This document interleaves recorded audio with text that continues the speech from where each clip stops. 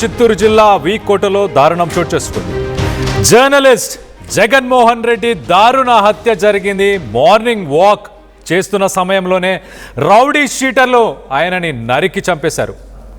మృతదేహం ప్రస్తుతానికి పలమనేరు ప్రభుత్వ ఆసుపత్రికి తరలించారు.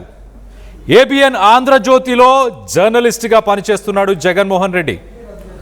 స్మగ్లర్ల పైన వార్తలు రాశాడన్న కోపంతోని జగన్మోహన్ రెడ్డిపై నిందితులు దాడి చేశారు, ఆయనను చంపేశారు.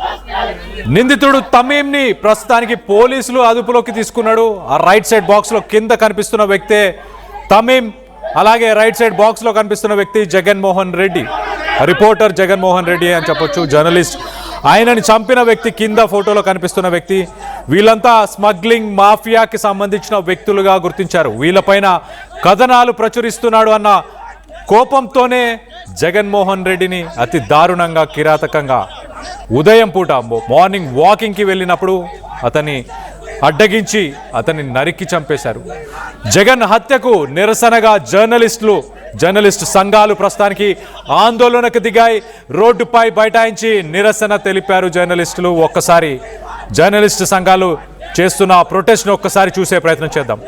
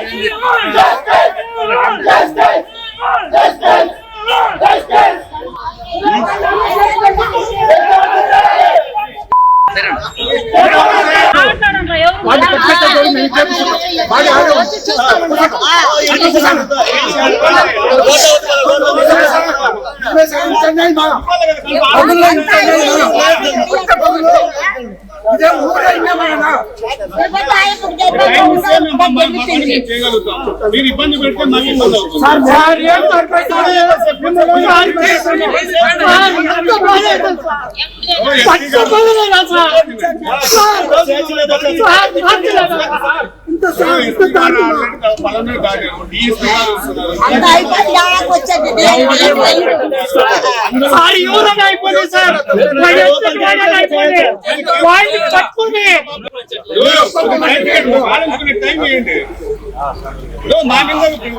ఇటు ప్రొటెస్ట్ చేస్తున్న జర్నలిస్టులు అందరూ న్యాయం జరగాలి, న్యాయం కావాలి అంటూ ప్రొటెస్ట్ చేస్తున్నారు. వి వాంట్ జస్టిస్ అన్న స్లోగన్స్ ని వాళ్ళు ముందుకు తీసుకెళ్లే ప్రయత్నం చేస్తున్నారు. పోలీసులు మేము న్యాయం చేస్తామంటున్నారు, కానీ జరగాల్సిందంతా జరిగిపోయింది కదా.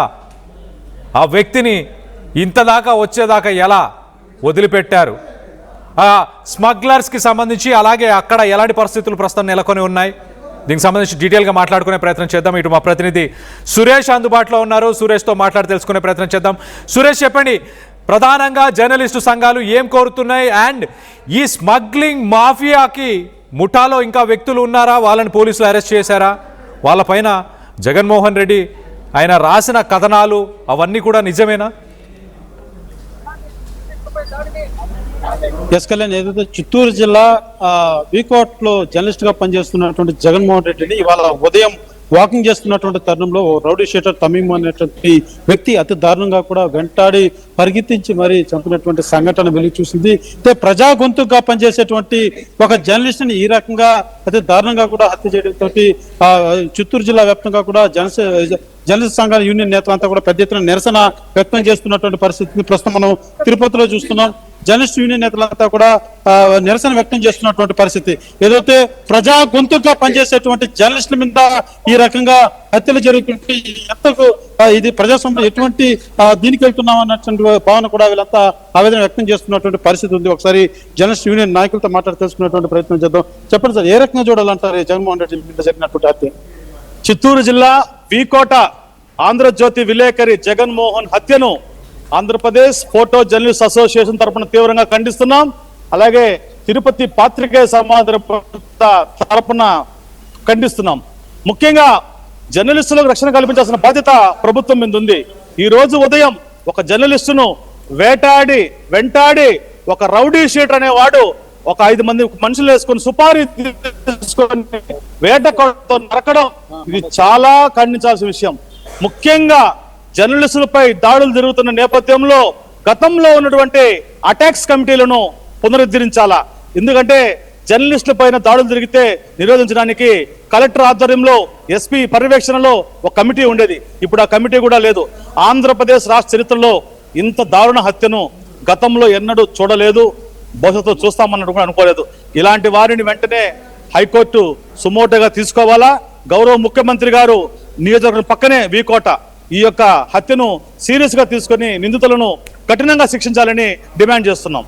చెప్పిన ప్రధానంగా ఇటీవల కూడా అనేక మంది జర్నలిస్టుల మీద కూడా దాడులు జరుగుతున్నటువంటి పరిస్థితిని ఏ రకంగా చూడాలి అంటే ఇంతవరకు జర్నలిస్టులని దాడులని చూసాం కానీ, అదేవిధంగా అరెస్టులను చూసాం కానీ, ఈ విధంగా దారుణంగా అతి దారుణంగా ఒక వేట కొలవలతో తరుముకుంటూ పోతూ నరకడం అనేది ఇది తీవ్రంగా ఖండిస్తున్నాం. జర్నలిస్టులే కాకుండా రాష్ట్ర వ్యాప్తంగా ఉన్న ప్రతి ఒక్క జర్నలిస్టు కూడా దీని మీద ఉద్యమించాలి. ఎందుకంటే ఈరోజు అతను జరిగింది రేపు మనకు జరగచ్చు. కాబట్టి ఖచ్చితంగా దీని వెనకాల ఎవరైతే హత్య వెనకాల ఉంటారో అది ఎంతటి వారైనా సరే వాళ్ళని కఠినంగా శిక్షించాలని చెప్పేసి మేము కోరుకుంటాను. ముఖ్యంగా ఏదైతే మనం చెప్పుకున్నట్టు రాష్ట్ర ముఖ్యమంత్రి చంద్రబాబు నాయుడు సొంత నియోజకవర్గం ఆనుకుని ఉన్న కుప్పంలో ఇలాంటి సంఘటన జరగని చాలా దారుణమైన పరిస్థితి అని చెప్పేసి అనుకుంటాం. ఇలాంటి దాడులు ఇదే విధంగా జరుగుతాపోతే ఇంకా రాబోయే కాలంలో జర్నలిస్టుల యొక్క సత్తా ఏంటో మరీ చూపిస్తామని చెప్తున్నాను. ఏదేమైనప్పటికీ ఇలాంటి సంఘటనలు జరగడం చాలా బాధాకరమైన విషయం. ముఖ్యంగా ఎవరైతే దీని వెనకాల డబ్బులు తీసుకుని చేశారా లేకపోతే ఇంకేమైనా చేశారా అనేది పక్కన పెట్టినా కానీ దీని వెనకాల కుట్రదారులను మాత్రం కఠినంగా శిక్షించేంత వరకు మా పోరాటం అనేది సాగుతుందని చెప్పేసి మేము ముఖ్యంగా చెప్తున్నాను. సార్ మీరు తెలియజేయండి, ఏదైతే ఒక నిబద్ధతతో కూడుకున్నటువంటి జర్నలిస్టు ఏదైతే తప్పులు జరుగుతున్నటువంటి తప్పులు ఎత్తి చూపించేటువంటి జర్నలిస్ట్ ని ఈ రకంగా నడి రోడ్లు అతి దారుణంగా చెప్పినటువంటి పరిస్థితి చూస్తూ ఉంటే, అంటే ఒక ప్రజా గొంతుగా పనిచేసేటువంటి జర్నలిస్టు పట్ల ఈ రకంగా రౌడీ మొక్కలు చెలరేగుతుంటే ఎలాంటి చర్యలు ఎలాంటి కఠినటువంటి శిక్షలు ముఖ్యంగా జర్నలిస్ట్ అవసరం అని భావిస్తున్నారు? ఇది పూర్తిగా పోలీసులు వైఫల్యం అని చెప్పాలి. అక్కడ ఉన్నటువంటి సమాచారం మేరకు అక్కడ పోలీసులు వ్యవహరించిన తీరు కూడా చాలా దౌర్భాగ్యంగా ఉన్నటువంటి సమాచారం అందుతుంది. అక్కడ సమాచార రిపోర్టులు చెప్పేదాన్ని బట్టి చూస్తే పూర్తిగా పోలీసుల వైఫల్యం. పోలీసులే దీనికి ప్రోత్సహించినట్టు అక్కడ ఉన్నటువంటి సమాచార రిపోర్టులు తెలియజేస్తున్నారు. అంతేకాకుండా దక్షిణ భారతదేశంలో చాలా తక్కువ జరుగుతాయి ఇటువంటి జర్నలిస్టుల మీద దాడులు, హత్యలు ఇట్లాంటివి. దక్షిణ భారతదేశం కర్ణాటకలో గతంలో గౌరీ లంకేష్ అనే ఒక జర్నలిస్ట్ మీద హత్య చేసి చంపేయడం జరిగింది. తర్వాత అదే ఆంధ్రప్రదేశ్ వీకోట గతంలో గౌరవనీయులు ముఖ్యమంత్రి కూడా ప్రాతినిధ్యం వహించేటటువంటి ప్రాంతం మండలం పక్కనే ఉన్నటువంటి స్థలంలో పక్కనే ఉన్నటువంటి మండలంలో హత్య జరగడం రాష్ట్ర ప్రభుత్వానికి మచ్చదిస్తుంది. అంతేకాకుండా జర్నలిస్టులు కూడా అక్కడ పనిచేస్తున్నటువంటి వారు కూడా జాగ్రత్త వహించాల్సినటువంటి అవసరం ఉంది. నిన్న చర్చల్లో భాగంగా పోలీసులకు కొంత సమాచారం అందజేశారు గంజాయి గురించి. అందువల్లే గంజాయి బ్యాచ్ తర్వాత ఎర్రచందనం బ్యాచ్ ఇట్లాంటి వారు హత్య చేశారని చెప్పి తెలియజేస్తున్నారు. ఏదైనప్పటికీ హత్య చేసినటువంటి వ్యక్తుల్ని తీవ్రంగా శిక్షించి వాళ్ళకి గుణపాఠం చెప్పాల్సినటువంటి అవసరం రాష్ట్ర ప్రభుత్వం మీద, పోలీస్ శాఖ మీద ఉంది. గతంలో దాడులు మాత్రమే జరిగాయి, ఇప్పుడు హత్యలు కూడా చేస్తున్నారు.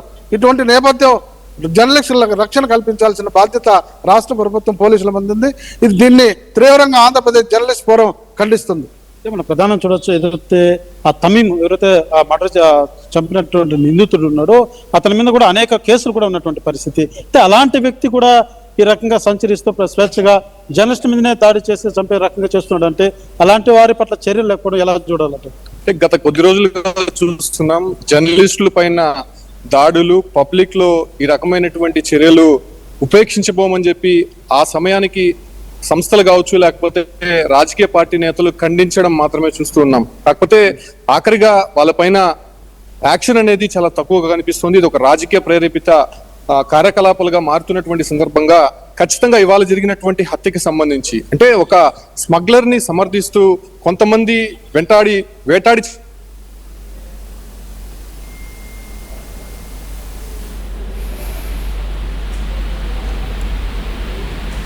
Right exactly. జగన్మోహన్ రెడ్డిని ఇటు స్మగ్లింగ్ చేసే ఒక గ్యాంగ్, అలాగే గంజాయి సరఫరా చేసే గ్యాంగ్కి సంబంధించిన వ్యక్తులు, రౌడీ షీటర్లు ఉదయం మార్నింగ్ వాక్కి వెళ్ళిన సమయంలో అతి దారుణంగా కిరాతకంగా నరికి చంపడం, ఇది పోలీసు వ్యవస్థ వైఫల్యమే అంటూ ఇటు జర్నలిస్ట్ సంఘాలు బైఠాయించాయి, ప్రొటెస్ట్ చేస్తున్నాయి. ప్రస్తుతానికి దానికి సంబంధించిన ఆ వీడియోనే మనం చూస్తున్నాం. ఏబిఎన్ ఆంధ్రజ్యోతిలో ఒక జర్నలిస్ట్గా పనిచేస్తున్న జగన్మోహన్ రెడ్డి ఈ స్మగ్లర్స్ పైన వార్తలు రాశాడన్న కోపంతోనే అతన్ని అతి దారుణంగా కిరాతకంగా చెప్పారు.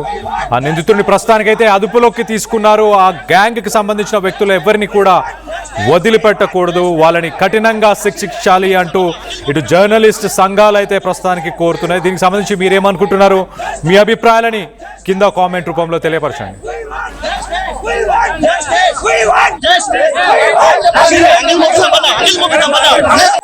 Justice!